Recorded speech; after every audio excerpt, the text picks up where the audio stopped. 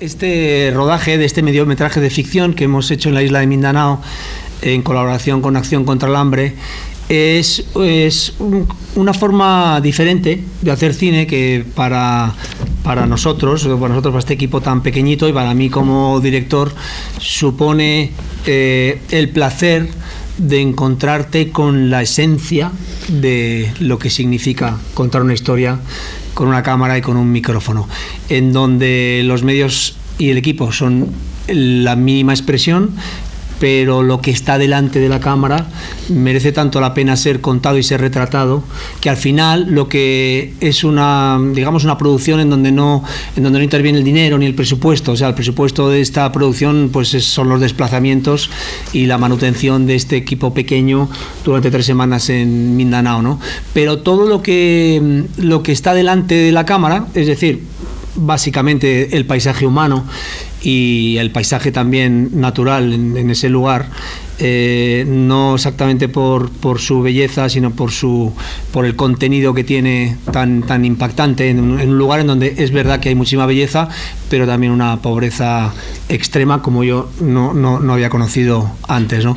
Pero todo lo que hay para ser retratado convierte la experiencia de rodar esto casi en una superproducción, porque todo apetece, todo es interesante, todo tiene mucho valor y como no sé, como decía, digo que merece la pena ser retratado porque todo tiene mucha verdad, tiene mucha emoción y ocurre algo que es que en el fondo te pone delante de un espejo y también te viene a decir y a enseñar que hay formas muy distintas de hacer cine, pero que con muy poco se puede hacer mucho. Entonces, una película como la que acabáis ahora mismo de ver, pues requiere mucho tiempo, muchísima gente, mucho esfuerzo, y hace falta hacerlo así, porque si no puedes obtener este resultado. Pero es verdad que yo pienso, ¿no?, en mi trabajo como director, me veo obligado a tomar una cantidad tan enorme de decisiones sobre el guión, sobre el casting, sobre el vestuario, sobre el maquillaje, la luz, la cámara, la música, y de pronto voy a acometer una producción más pequeña, pero también muy exigente a nivel narrativo, en donde decido muy pocas cosas. Yo no decido quién va a interpretar un papel, yo me tengo que acoplar al taxista cuyo coche es el que hemos conseguido para rodar, pues el que conduce el coche ya va a hacer un papel, ya no digamos que es que sí lo tiene que conducir, sino que es que le vamos a dar un guión y tiene que interpretar y tiene que llorar porque le ocurre una cosa en la historia, ¿no? Yo no decido quién es él, no decido cómo va vestido, es cómo va vestido este señor, yo no decido casi nada, y todo es mucho mejor de lo que yo hubiera podido decidir. ¿Estamos ante un documental ficcionado de alguna manera? O sea, ¿tienes esos elementos? Es una historia de ficción, lo que pasa es que se basa mucho en la realidad. Es como, sí, podría ser como el mecanismo, es como hacer un documental, voy a elegir qué cosas voy a retratar tal y como son, pero en lugar de hacer un documental y mostrarlo, pues con 4 o 5 herramientas de guionista, pues lo que hemos hecho Guillermo y yo es ordenar esas cosas que la semana previa, estamos hablando de una producción en donde hemos ido a un lugar 3 semanas sin ninguna historia, sin nada, o sea, más que con el deseo de hacer una película de ficción contada a través de la mirada de la infancia, de niños de 8 o 9 años, y cuyo paisaje fuera el hambre. Eso es todo lo que teníamos. Entonces, ahora, en una semana tenemos que hacer ese guión, fruto del conocimiento de lo que allí hemos conocido, y 2 semanas para rodar. Y bueno, esa especie de maratón o de gincana no nos ha impedido para nada hacer algo narrativamente ambicioso, ¿no? No simplemente retratar lo que nos hemos encontrado. Sí, también en Campeones hay mucha realidad, ¿no? O sea, está muy intrincada la realidad de unos personajes que en cierta manera interpretan, pero también están viviendo, pues, sí, un poco es lo mismo, ¿no?, en Campeones. Sí. Yo reconozco que de las cosas que más me satisfacen que oigo de la película son cuando quien conoce bien el mundo que retrata la película se ven reconocidos en ella.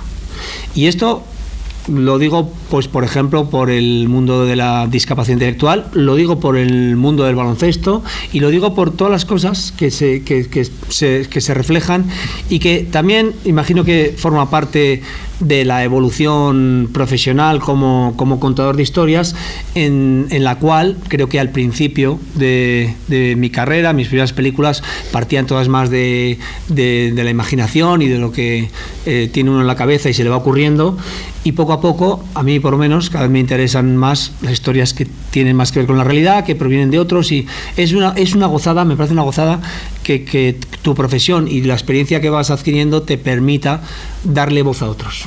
Sí.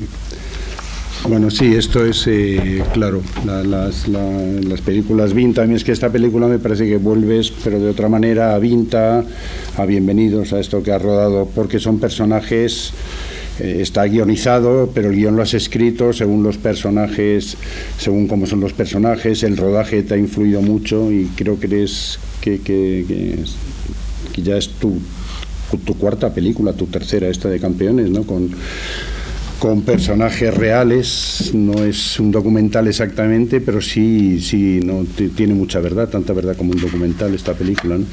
Y por eso, bueno, yo es que me he quedado hoy la he vuelto a ver aquí al principio y ya no hablamos más de eso con la secuencia inicial, que es una gozada, ¿no? Es así que es de puro vicio de cineasta, ¿no? El partido de baloncesto, contado, que se ve perfectamente cómo son los entrenadores, cómo es el juego, qué está pasando. No, conté, me parece, no sé, a lo mejor te acuerdas, no lo suelo hacer, pero lo he contado unos 98 cortes en 4 minutos. Luego ya la película coge otro tono, pero me gustaría que hablaras, como, por ejemplo, cómo se ha hecho esa secuencia.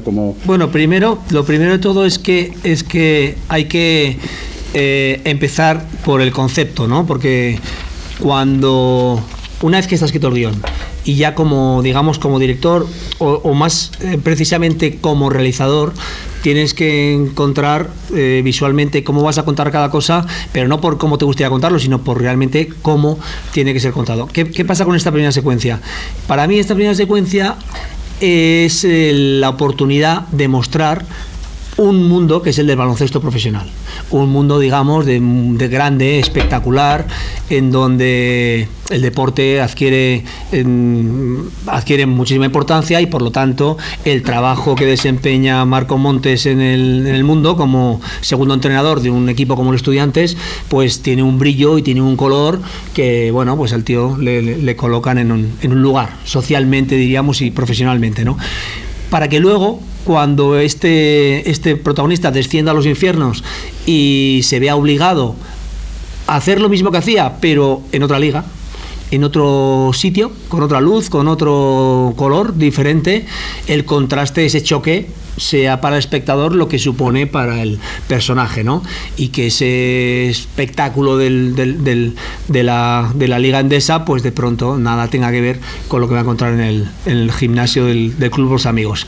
Y en ese sentido, bueno, pues hay algo que creo que es una tentación lógica entender, que es enseñar el baloncesto tal y como es, pero no como estamos acostumbrados a verlo en televisión, tratar de que esa no sea una realización especialmente o esencialmente parecida a la que hace la televisión, ¿no?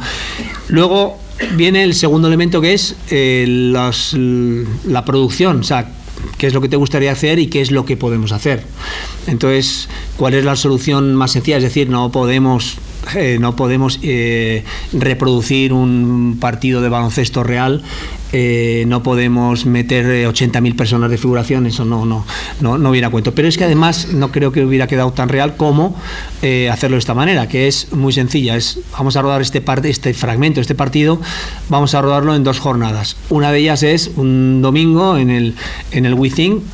Rodamos el partido real del Estudiantes contra el Iberostar de Tenerife y sin alterar para nada, sin intervenir en absoluto en eso, ¿no?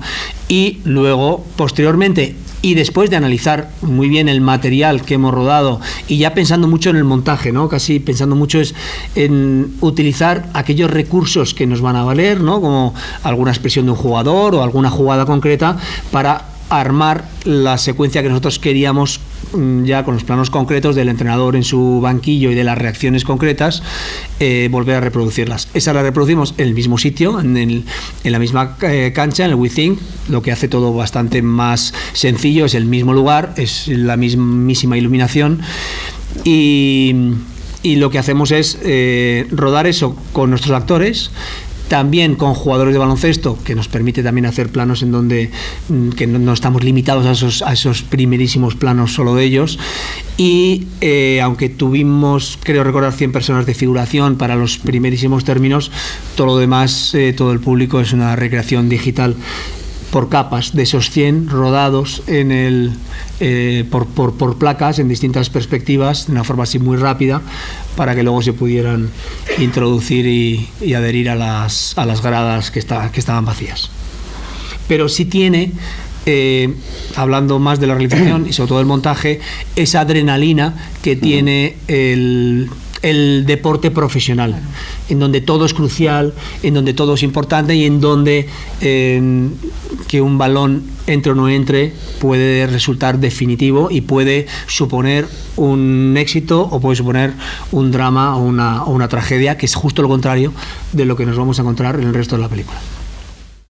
Son como cosas como conceptuales que sí parten de un concepto claro, y yo lo he trabajado de esa manera. Igual que he trabajado como concepto el hecho de que al protagonista al principio de la película, como línea general, se le retrata desde arriba, y cuando acaba la película se le retrata desde abajo. Es una cosa un poco casi de primero de GB cuando estudié cine.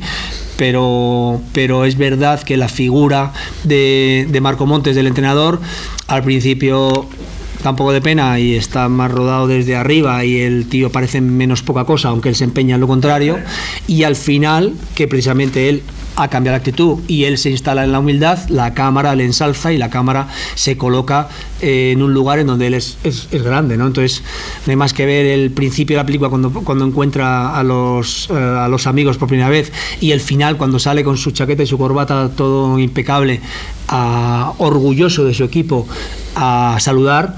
Pues es la imagen de un superhéroe, ¿no? En donde de repente parece que ha crecido medio metro, ¿no? Si viéramos la película a cámara rápida y cogiéramos todos los planos de Javier Gutiérrez, veríamos que la cámara hace prrr, ¿no? Que va haciendo este movimiento hacia abajo. Bueno, y como comentas, no hay como una disociación entre lo que es el montaje y el rodaje, sino que tú ya, digamos que tienes todo el proceso completo casi de la película a la hora de empezar a rodar. Has dicho que, por ejemplo, ruedas, y esto nos va a servir para montaje, o sea, que tienes ya como en la cabeza un poco todo el proceso de la película, ¿no? De alguna manera. Sí, aparte de que me parece fundamental tenerlo, y yo también creo que cualquier director o cualquier directora que aunque no vaya a realizar el montaje directamente como lo hago yo, pero tiene que tener bastante en la cabeza el montaje. También sé que se puede dirigir sin que eso sea especialmente así, y vosotros lo sabréis bastante mejor que yo. Qué pena que no ganara el Goya de montaje, porque fue muy merecido la adjudicación del premio. Pero digo qué pena porque tenía pensado mi discursito. Dilo ahora. No, porque por primera vez, creo que por primera vez un montador abiertamente podría cagarse en el director, ¿no? Podría decir, poner en su lugar al director, sin miedo a que no le vuelva a contratar o sin miedo a herir a nadie, ¿no? Porque es verdad, esto lo cuenta con mucha gracia mi socio Luis Manso, que yo monté la película en la productora. Teníamos ahí la sala de montaje, y él, que estaba en el piso de abajo, no había día que no subiera alarmado por algún grito mío, ¿no? Porque eran gritos básicamente de ver este tío cómo cojones ha rodado esto, pero cómo se le ocurre, ¿no? Casi todos los gritos provenían de la cantidad de material, ¿sabes? ¿No? Tú mismo te decías que... Sí, ya cuando ves que la toma 8 es buenísima y dices, ¿y por qué hay otras 15 tomas? Y como tengo tengo el defecto de querer verlo todo y de no es como esa ansiedad, esa angustia de pensar que quizás si no lo revisas todo igual se ha quedado una cosa mágica, irrepetible. Es que es así, sí, tienes que revisar todo, podemos volver ahora. Pero si no hubiera sido el director, igual en algún momento ya 3 de la mañana dices, yo creo que así está bien, no hace falta. No creas, hay montadores más pesados. Aquí tienes 2 ejemplos, no solo por los kilos, sino por... Pues lo siento por vosotros, porque... cada uno tiene sus defectos y uno de los defectos es querer ver todo y la pesadez. Ese perfeccionismo enfermizo, no es perfeccionismo, es simplemente querer ver todo, es un vicio ya de... Es porque cuando te gusta montar... te gusta jugar, es como si sacas el Scalestri y ¿quién ha sacado el Scalestri y se ha dejado 2 pistas sin poner? ¿No? ¿Quién saca el Scalestri o Oliver Tren y deja 2 vías sin poner? Lo montas el circuito entero, ¿no? Y luego pruebas la curva a la derecha, la izquierda, el chicane a la... Pero entonces por ahí va, tú en un rodaje sí que tienes... ahora volvemos, nos estamos saltando etapas de lo que íbamos a hablar, pero en un rodaje sí tienes un tiempo limitado, un rodaje es muy caro, no sé dónde leí, eran 4, no en el rodaje exactamente, pero en toda la película hay 400 personas en los títulos, más o menos, ¿no? Puede ser, ¿no? Pues puede ser, sí. Sí, bueno, por ahí, una barbaridad de gente. En cambio, voy a hacer como el juicio del proceso. No me acuerdo, pero puede ser. Si lo dices tú, puede ser. No, lo he leído y lo has dicho tú. Y lo he leído hace nada en una chuleta. Puede ser. Entonces, el montaje está ya tú solo. Entonces, ¿cuánto tiempo tardaste en montar esta película? Mucho más de lo que yo había previsto. Y claro, no es verdad que tengas todo el tiempo del mundo, pero yo sigo desde hace mucho tiempo una premisa que me dijo una vez un cliente haciendo una publicidad, que es: las prisas pasan y la mierda queda. Y eso es como, ¿no? Forma parte ya de una religión propia. Y con esto, ¿qué quiero decir? Quiero decir que yo me comprometí con los productores, conmigo mismo y con el distribuidor, a que la película se estrenaba en diciembre. Y yo empecé a montar en agosto o septiembre, me parece, la película, y pensé que en 3 meses la iba a tener montada, y dediqué 12 horas diarias y no tenía la película montada, ni mucho menos. La película fue mucho más difícil de montar de lo que yo pensaba, por muchos motivos, también porque es una película que se ha hecho bastante en el montaje, porque había muchísimo material, porque había mucho material de baloncesto, muchos partidos de baloncesto con 2 cámaras. Bueno, era laborioso, y porque me apetecía probarlo todo y hasta que no estar de verdad feliz con el montaje final, no darlo por terminado, ¿no? Y yo sí tenía la presión de que tenía que llegar a una fecha, pero acudí a esa premisa que he mencionado. Y hay muchas veces que una cosa que uno también aprende con el tiempo, que cuando alguien te dice, mira, es que esto, o sea, no hay más narices, este día tiene que estar terminado. Y yo pienso, bueno, pues yo voy a intentar, pero ¿y si no está terminado, qué pasa? ¿Qué va a pasar? Pues que se retrasarán. No, pero es que ya está reservado. Pues habrá que desreservarlo. Y eso ocurrió 2 veces, hasta que pudimos llegar eso no pudo ser en diciembre, entonces iba a ser en febrero, y luego finalmente pues estrenó en abril. Y fui yo el culpable, pero realmente, pues yo diría que estuve 6 meses. Poco más, me parece. O 7 meses pensando, o sea, dedicándome a eso exclusivamente, y habiendo previsto pues, menos de la mitad de tiempo en un principio. Sí, pero es que me alegro que lo cuentes, porque son cosas que nos pasan continuamente antes, y se nota en la película, y se nota que está... Y creo que puedes, y acabada, ¿sabes? Creo que, a ver, no deberías correr en ningún lado, pero la verdad es que puedes correr, o a veces corres escribiendo, porque sabes que luego te queda todo. Hay que rodarlo, y al rodarlo y centrado en una secuencia concreta y ayudado con los actores y con todo el equipo, acabarás de encontrar esa pieza que te faltaba, o que por las prisas no la has encontrado adecuadamente. Cuando ruedas, no estás tampoco sentenciando en muchos casos porque la película o la secuencia, porque te queda el montaje, te queda la música y tal, pero realmente cuando estás montando ya no queda nada. Yo creo que es el proceso en el que no me perdonaría que algo yo supiera que es mejorable, y no ha sido así por el tiempo. Eso ya lo he sufrido en publicidad, ¿no? Estas producciones que te las encargan el jueves y el viernes ya está emitiéndose, entonces es lo que es. Pero en este caso, claro, estamos hablando de un proyecto que a muchos nos lleva años, ¿no? Y de repente, pues si hace falta 2 meses más, y si el distribuidor tiene que cambiar sus planes y tiene que cancelar la reserva para esquiar, pues se cancela, ¿no?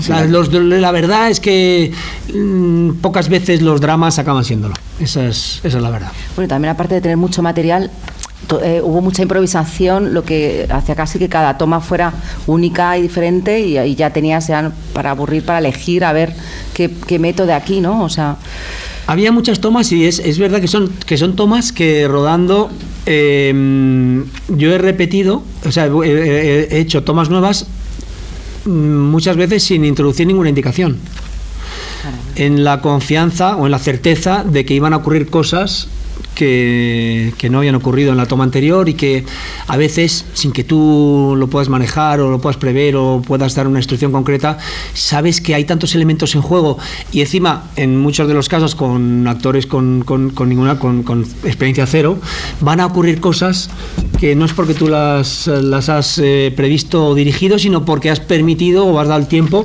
para que eso ocurra, ¿no? Y luego pasa que, a ver, yo en el montaje reconozco que tengo pudor cero y soy muy, muy poco escrupuloso, en el sentido de que, como decía un director de fotografía, decía, Fesser es como, lo aprovecha todo, como del cerdo, lo aprovecha todo, ¿no? Cuidado con, y eso lo decía también Gutiérrez cuando estábamos rodando, le prevenía a otros actores, porque habíamos hecho un corto antes y ya me había cogido el punto, ¿no? Y a todos los actores les decía, cuidado que de antes de la claqueta y después de corten, lo pilla todo, o sea, lo utilizo. Y aquí en esta película hay muchos momentos, muchas expresiones que son de antes de acción y de después de corten. Es verdad. Eso te permite también el digital, que sigue rodando. Entonces yo, cuando sigo con uno de estos actores y sigo hablando para explicarle qué es lo que vamos a hacer, pero esto lo estamos grabando, y de repente hay un gesto de, ay, es verdad, perdona, y ese es el gesto que se ha quedado, porque tiene esa realidad, tiene esa verdad. También es verdad que en muchas tomas, por ejemplo, está utilizado fragmentos del audio de otras tomas, y que hay frases que llegan a tener palabras de 3 y 4 tomas diferentes, ¿no? Bueno, ese nivel así de trabajo muy, muy artesanal, sí. Pero que a mí me parece que el montaje es el momento en el que una película empieza a existir. Es el momento en el que todo eso que llevas pensando, has escrito, has rodado, pero cuando pegas 2 planos es cuando la película empieza a ser una película, cuando empieza a existir. Y a mí me parece ese momento placentero y fundamental, en donde ese nacimiento de la película, ese alumbramiento de la película, coge su forma, y ahí sí que tomas decisiones que son cruciales para la película, y no lo son tanto cuando ruedas, y no lo son tanto cuando escribes en muchas ocasiones. Quizá porque está muy vinculado a la significación de la película, es decir, al tono y lo que quieres contar.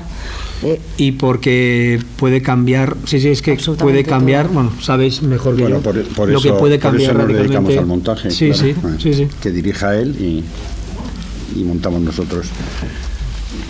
Sí. Miquel, tu turno, sí. Erudito. Bueno, rescataba una frase que me ha gustado mucho, ¿no? Que decías que cuando te gusta montar, te gusta jugar, y bueno, pues en una entrevista que hiciste con una compañera nuestra, con María Lara, decías que de todo el proceso de realización de una película, el que se te da mejor y el que más disfrutas es el montaje. Entonces, porque o si puedes hablar un poco esto, es difícil separarlo. Disfrutas, bueno, sobre todo, porque lo primero que has contado ha sido, me oían gritar y tal. ¿En qué sentido lo disfrutas? ¿Cómo lo bueno, desarrollas? Primero por eso que he dicho, de que empiezas a ver sacado. Tú ruedas a una actriz que dice una palabra, un actor que le responde, pero son dos cosas, son dos universos. Y de repente es mágico ese momento en el que coges 2 planos y los pegas y das al play y lo ves, y entonces dices, coño, si está mirando a esta y está hablando a este. Eso es magia, o sea, no hay un efecto especial que supere al plano contra el plano, o sea, no, eso es el cine, ¿no? Y luego también porque es el momento del proceso, es el último momento del proceso o el penúltimo, en donde yo creo que, bueno, si lo que has hecho anteriormente ha funcionado, yo hasta ahora, que es todo lo que he rodado, pues sí he tenido esa sensación, ¿no? Decir, bueno, pues lo que estaba escrito ha funcionado y lo he rodado con, pues he tenido la suerte de haberlo podido rodar como yo esperaba rodarlo, y entonces ahora llega ese momento de disfrutar de ver que eso funciona, y luego de que el material te sorprenda a ti mismo. A mí me sorprende, yo me veo sorpresas en el montaje increíbles y me emociono como un niño, y cuando pruebo una música y veo que de pronto adquiere la secuencia un color y se coloca en un lugar que yo no había ni imaginado, y me emociono. Pero digo, pues ahora voy a probarla con otra distinta, a ver si, ¿no? Y a ver qué pasa. ¿no? Sí, pero ahí hay una cosa que has dicho, no veis los dailies durante, alguien te prepara el material, vas viendo lo que has rodado de alguna manera, lo vas viendo, no lo ves cuando empieza ya a montar, claro, es prácticamente, que idealmente debería ser así, pero un rodaje a mí ya no me da el cuerpo para ver lo que hemos rodado el día anterior, o sea, es imposible. O sea, estamos rodando 12 horas después de una jornada de rodaje, siempre hay que prepararlo el día siguiente. Yo cuando estamos rodando una película duermo 3-4 horas como muchísimo, no puedo, o sea, dígate, lo que está rodado, ya no tengo que pensar en lo que vamos a rodar mañana, ¿no? Por eso también, claro, hago una cosa que a mí me dificulta el trabajo, pero no hay ninguna anotación en el rodaje, no tengo ninguna anotación de... esta me gustó más, o sí, aquí script, me emocioné, o claro, el script no tengo ningún parte de cámara en donde me diga nada, no tengo ninguna notación de claqueta, y es más, rara vez la claqueta en número coincide con el número de plano. Para ayudarte. Es un tema de disciplina. Por eso gritas luego, claro. No, disciplina y de bueno, hacer un rodaje un poco improvisado, ¿no? Eso... A mí, yo soy muy desordenado, trabajo de una forma muy desordenada, ya lo tengo que reconocer, pero ya con el tiempo he aprendido a disfrutar de ese desorden, ¿no? Porque durante mucho tiempo me ha hecho sufrir, pero ahora ya me he dado cuenta que es mi forma de trabajar y que no tengo que luchar contra mi proceso a veces tan caótico, sino, bueno, pues disfrutarlo y sacarle partido, ¿no? Entonces, no soy nada cartesiano ni nada ordenado, y cuando estamos rodando, sí, me gusta empezar el día de rodaje tratando de tener muy planificado lo que vamos a hacer, pero eso se desmorona siempre el minuto 1, pero siempre para bien.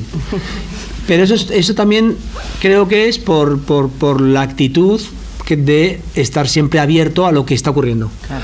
Hagas lo que hagas, hagas esta película o estás haciendo un anuncio de Pepsi Cola, estar abierto, ¿no? Entonces algo pasa, algo sucede, y si está bien para la película, pues dentro de mi trabajo está la obligación de incorporarlo. ¿Cómo puedo dejar pasar algo? Y en una película en la que buscas la verdad y de los 10 protagonistas, 9 no son actores y nunca jamás han estado en un set de rodaje, van a ocurrir muchas cosas que tú no puedes dibujar en un storyboard, pero tienes que estar ahí atento. Por eso también la forma de rodar ha tenido que ser muy flexible para que no pueda ocurrir que, joder, esto que ha dicho y esta forma de mirar y esto que ha ocurrido no lo tenemos porque no está a foco, se ha salido de la marca, se ha quedado oscuro. No, vamos a renunciar a cierta preciosismo técnico, vamos a renunciar y esto básicamente me refiero al uso al manejo de la cámara y a la fotografía, para garantizar que hay un espacio más amplio donde se muevan los actores, para garantizar también su propia comodidad, ¿no? Y no dar instrucciones de te vienes aquí, te paras aquí, no, que no haya ni una molécula, ni una célula del cerebro de una de estas personas preocupadas en si me he parado aquí, no me he parado aquí, y que todo esté en lo que tienen que expresar y lo que tienen que transmitir.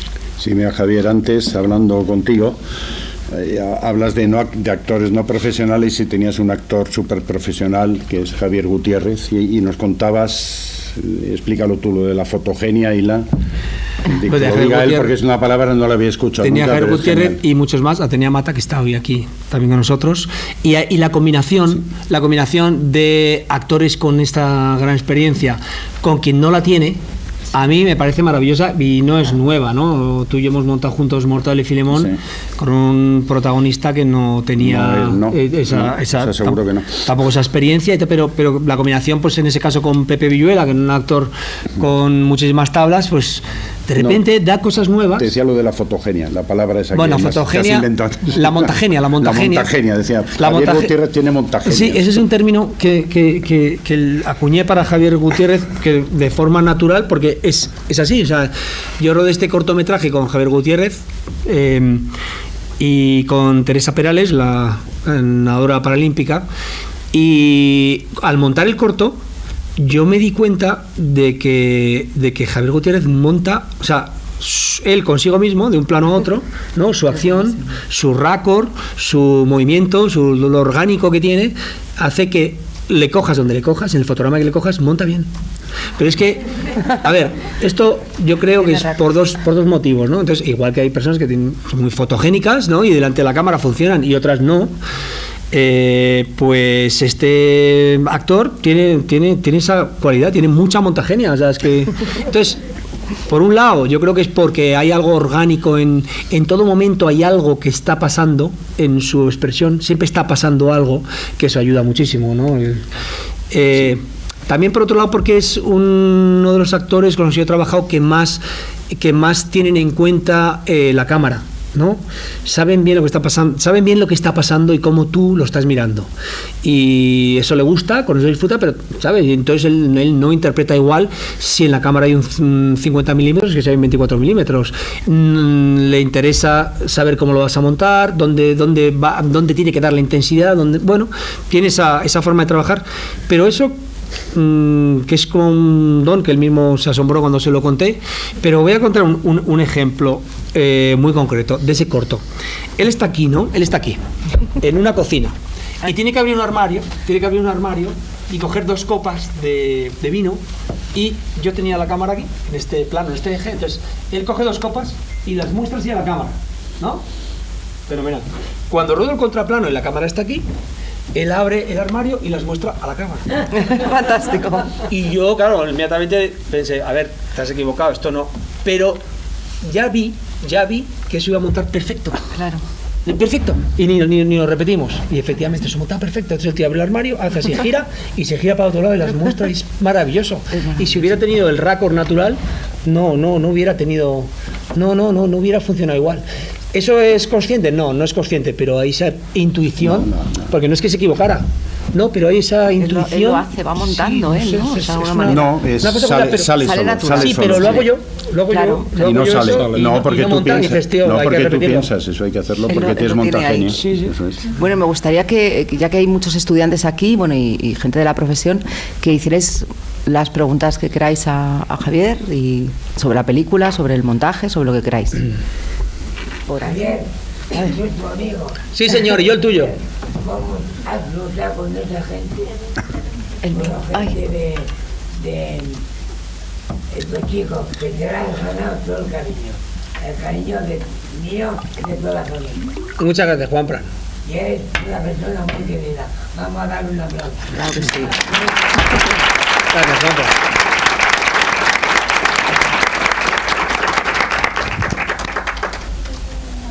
¿Alguna pregunta por ahí? Mira, aquí delante. Bueno, creo que se escucha.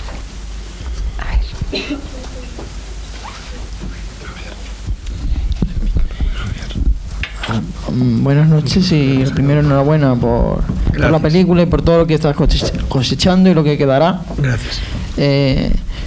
De toda la película, ¿cuál fue, digamos, el plano o la secuencia que más te costó montar, aparte del partido de baloncesto que has hablado?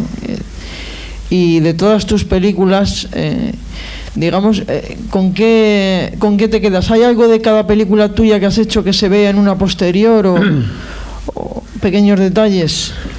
Gracias. Seguro que sí. No soy yo el más indicado de detectar esos detalles, pero seguro que sí, y me gusta pensar que hay algo que de las películas en donde se detecta mi forma de trabajar.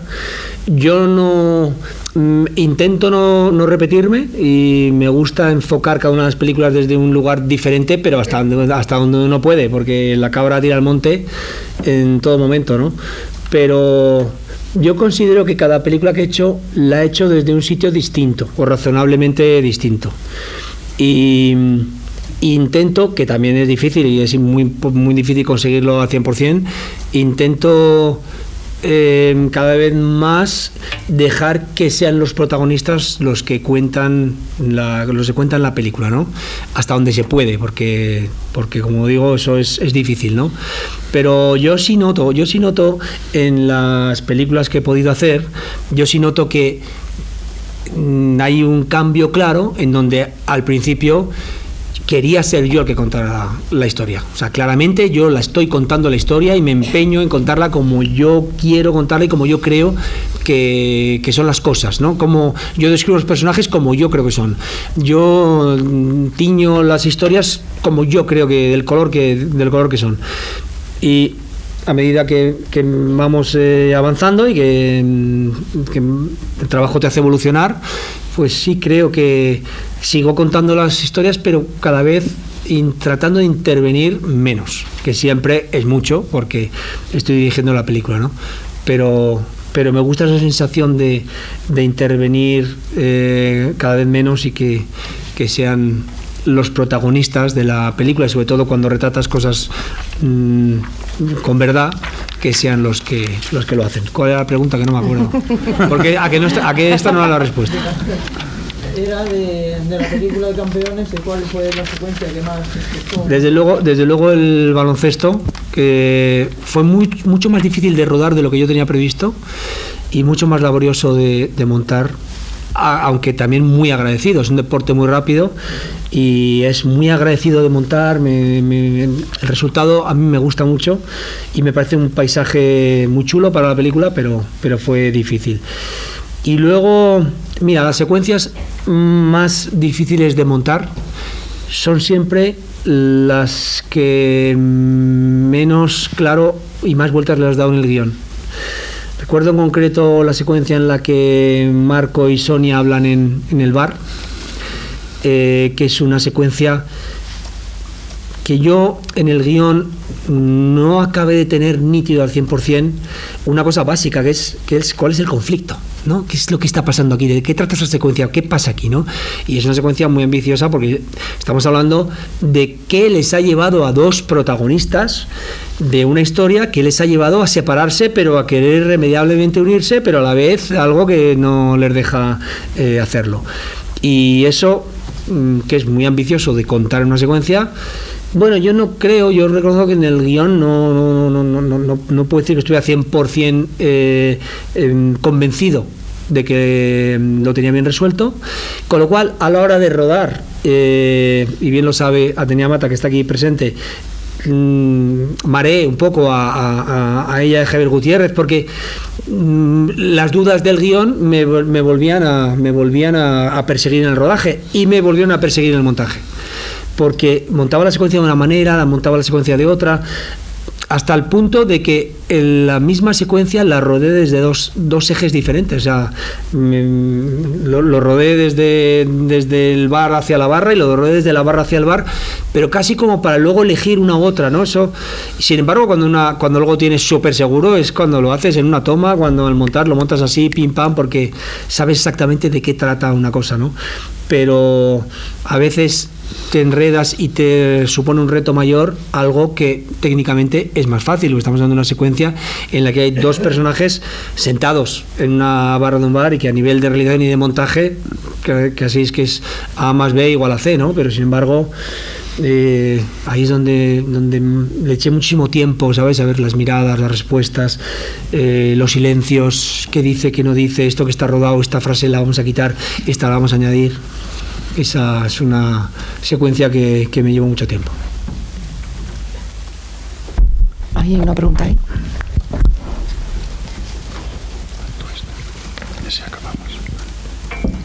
Buenas, Javier. Hola. Me gustaría saber, por lo que tengo entendido, esta película está montada con Premiere. ¿Qué es lo que te hace decantarte por un software de edición para una película o para otra? Yo siempre he montado con Final Cut, que es un programa que me encantaba. Me rendía la evidencia de que ya no funcionaba en los aparatos más potentes que hacían falta. Vi el Premiere, se parecía bastante al Final Cut, es decir, realmente pasé de uno al otro en una tarde y básicamente sabía utilizarlo porque el interface es muy muy similar.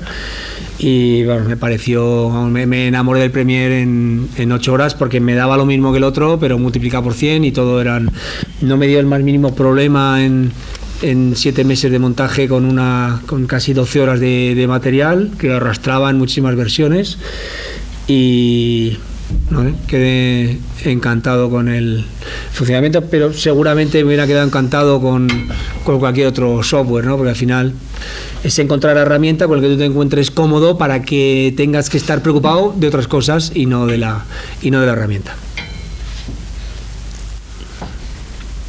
No sé si queréis preguntar vosotros algo. Sí, ya. Ay, mira, una última pregunta. Bueno, venga, las 2 últimas preguntas. Sí.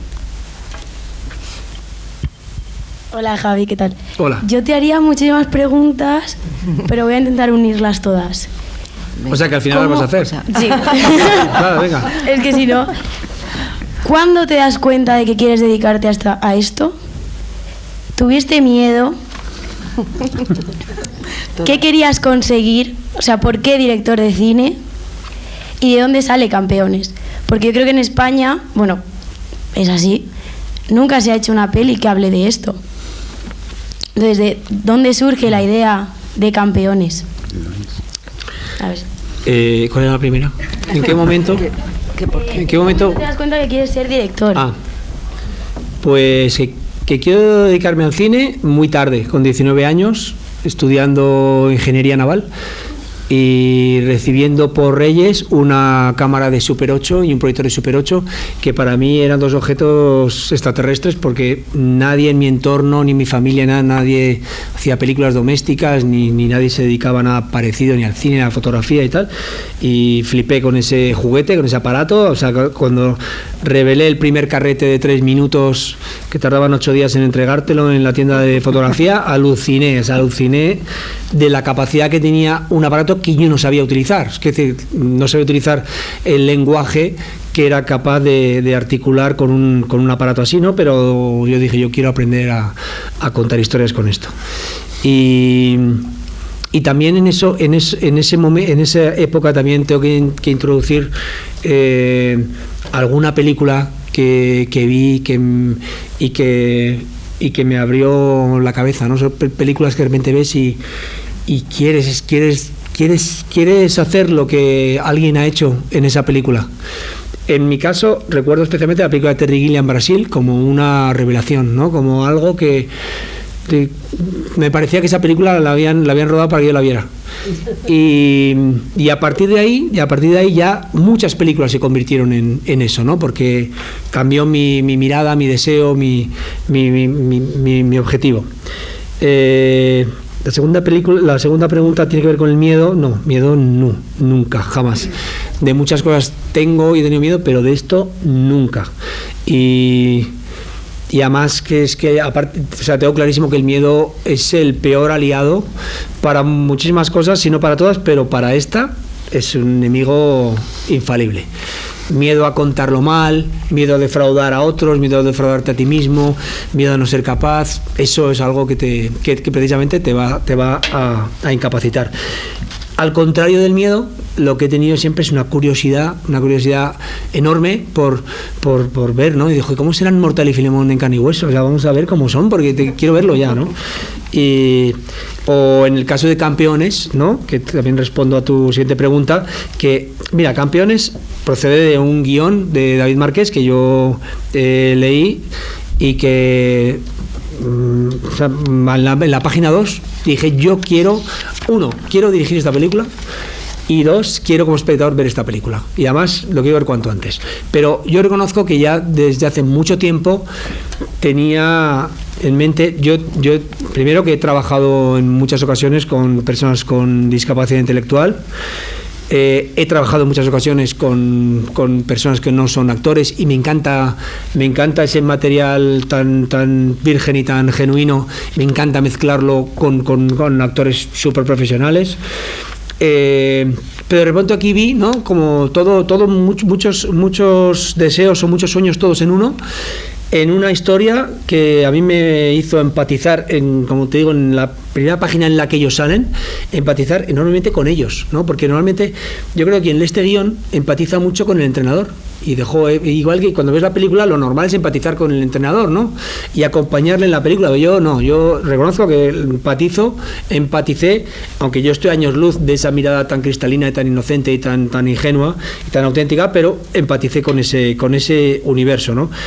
Y bueno, la verdad que luego la realidad corroboró que eso era una gran decisión y que sí sentí, y eso es una gozada, sí sentí que era un director idóneo para hacer esta película. No siempre lo he sentido así.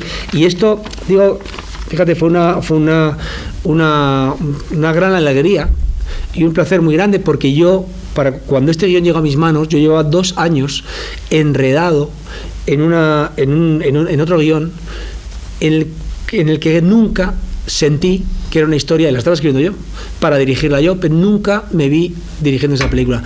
Nunca, en ningún momento llegué a sentir de verdad, por mucho que yo quisiera hacérmelo creer a mí mismo, pero nunca sentí que yo era el director perfecto ni el más adecuado para llevar a cabo esa película, que no se hizo nunca, porque las cosas cuando no tienen sentido no lo tienen, por mucho que nos empeñemos en que lo tengan. Si no tienen, no lo tienen, ¿no?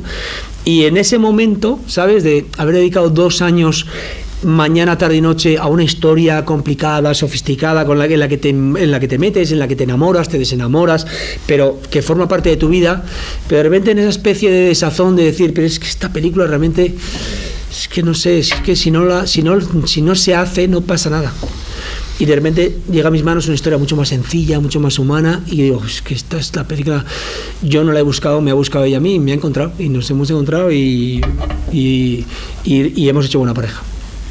¿Hay más preguntas?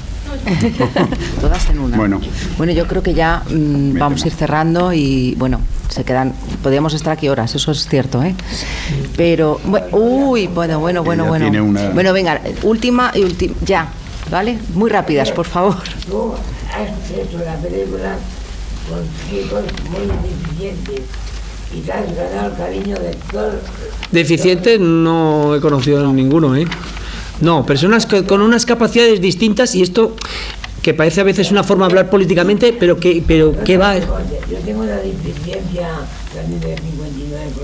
Pero no es una deficiencia, Juanfran, es una discapacidad para algunas cosas, una gran capacidad para otras, pero básicamente son capacidades distintas, porque una de las cosas que he aprendido en esta película es, primero, que todos somos capaces de hacer muchas cosas cuando los demás confían en ti. Y segundo, que muchas de las discapacidades nos las otorgan los demás. Y muchas de ellas no son tan reales como lo parece.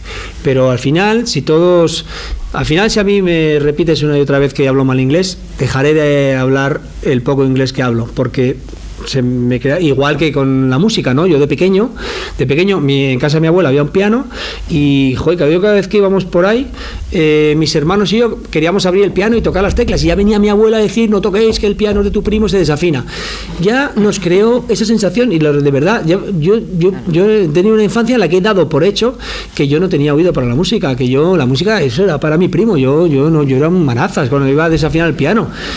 A mí me crearon esa discapacidad, y luego de repente un día, con 25 años, coges un piano y lo mismo, horrible, macho. O sea, pero bueno, en este caso, pero en otros casos no es así. Marta, pues ya la última, ¿no? Juanfran, ¿puedo? Oye, muchas gracias por tu palabra, Juanfran. Con tu permiso, voy a reproducir una cosa muy bonita que un día me dijiste. Juanfran me dijo, Javier, ¿tú qué tienes? 70 años, ¿no? Le dije, no, 54. Y dice, pues estás fenomenal. y te lo agradezco mucho.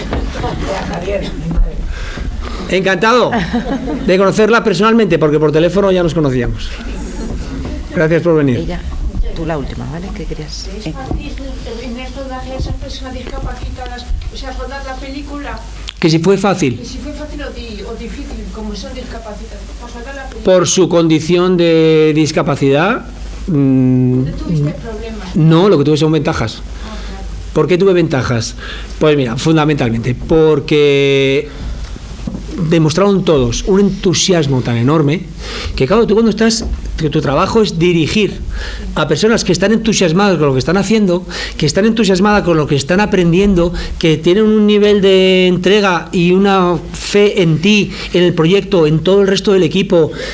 Es que todo es muy fácil. Luego ya si hay que repetir más, menos, hay que explicarlo de una forma o de otra, pero si es que muchas veces hablamos de que las personas con discapacidad necesitan apoyo, pero ¿quién no necesita apoyos? Es que todas estas cosas de las etiquetas son muy injustas, porque es que hay personas que presumen de una gran capacidad intelectual que luego son complicadísimas de manejar, que te hacen las cosas difíciles porque hay que andar con pie de plomo con esto, con lo otro y tal. Entonces, no sé, yo aparte de que al final si es fácil o difícil es muy anecdótico, ¿no? Lo interesante fue apasionante, aprendimos algo, fue divertido, hubo emoción, apetecía, cuando te vas a tu casa por la noche te apetece ya volver al día siguiente para retomarlo. Sí, pues entonces es que lo que está ocurriendo lo repetiría con los ojos cerrados mañana, ¿no? La película no tenía previsto en absoluto lo que luego ha pasado con ella, en el sentido de esa capacidad que ha tenido de transformar la mirada de muchos espectadores en este caso hacia un colectivo de personas diferentes. La película yo me planteé hacer una película divertida y emocionante, y ya con esas dos cosas ya me daba con un canto en los dientes, ¿no? Pero la verdad que me siento muy orgulloso de todo el equipo que ha hecho la película. Me siento muy orgulloso también de las personas que con limitaciones han dado el 500%, y aparte y personas que aparte de esto nos han regalado una gran parte de su vida de verdad para exponerla en la película. Se han regalado su personalidad, no la de su personaje, sino la de su persona. Nos han regalado quiénes son, cómo miran, cómo hablan, cómo dicen, cómo sienten. Nos han regalado su nombre y sus apellidos, y nos han regalado se han desnudado de esa forma, y a ellos les corresponde en una medida enorme el éxito de la película, en tanto viene por la empatía enorme que ellos han creado con el espectador, porque el espectador en ellos ha visto verdad, ha visto autenticidad, y eso es lo que yo creo que yo también como espectador de esta película yo lo noto, ¿no? O sea, me engancho a personas a las que aunque lleven puesto el mono de esquiar se les ve el corazón, se les ve por dentro, se ve que la mirada es transparente y se ve, no están interpretando nada en el fondo, están mostrándose tal y como son, ¿no? Y eso, hombre, es un acto de generosidad muy grande, y me hace muy, muy feliz que hayan encontrado en la película la oportunidad para hacer esa cosa tan especial y tan grande. Bueno, acabamos ya, ¿no? Sí. Pues Marta nos echa... Vale, no, Marta, yo nos no tenemos os que echo. ir. Y os invitamos el próximo día 12 de abril, proyectamos Monos como Becky de Joaquín Jordá, y vendrá su montador Sergi Díez. Es una película muy interesante. Y agradecer a Javier que inmensamente que haya venido. Y que tenemos muchas ganas de ver el nuevo corto, sí, y que sigas con esa realidad, ya en ¿no? 6 meses lo tenemos listo, ¿no? Sí, prácticamente. 6, 7, ¿no? Pues muchas gracias. Muchísimas gracias por invitarme a tan interesante debate. Muchas gracias.